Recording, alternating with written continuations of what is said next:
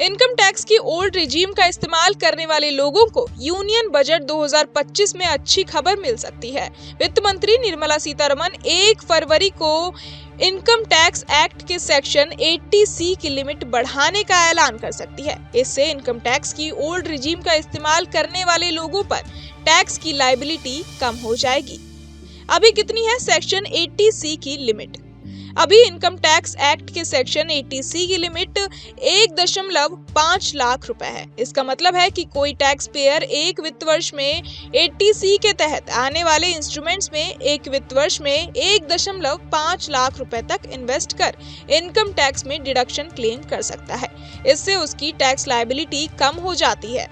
सरकार ने अंतिम बार वित्त मंत्री निर्मला सीतारमण 1 फरवरी 2025 में सेक्शन 80C की लिमिट बढ़ाने का ऐलान कर सकती है। इसे बढ़ाकर कम से कम 3 लाख रुपए करने का ऐलान वित्त मंत्री कर सकती हैं। इससे इनकम टैक्स की ओल्ड रिजीम का इस्तेमाल करने वाले टैक्स पेयर्स को काफी फायदा होगा।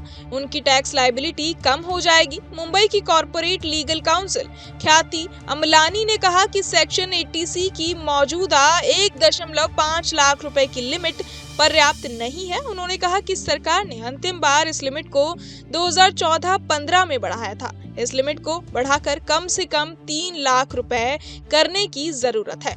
सेक्शन 80C के क्या-क्या फायदे हैं?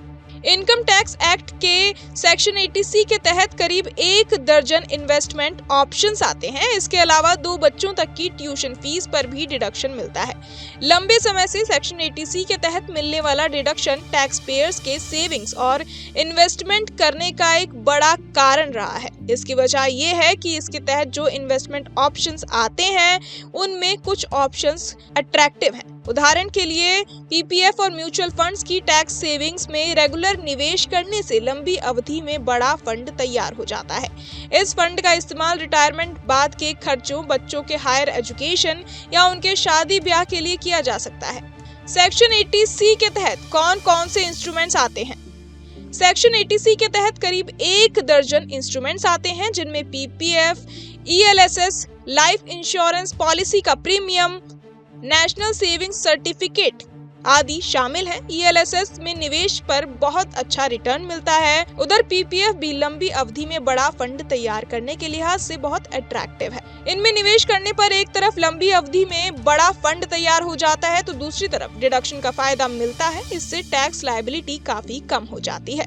बहरहाल इस पूरी खबर को सुनकर आप क्या कुछ सोचते हैं, हमें कमेंट बॉक्स में जरूर बताएं और बाकी तमाम खबरों के लिए सब्सक्राइब करें न्यूज नेशन।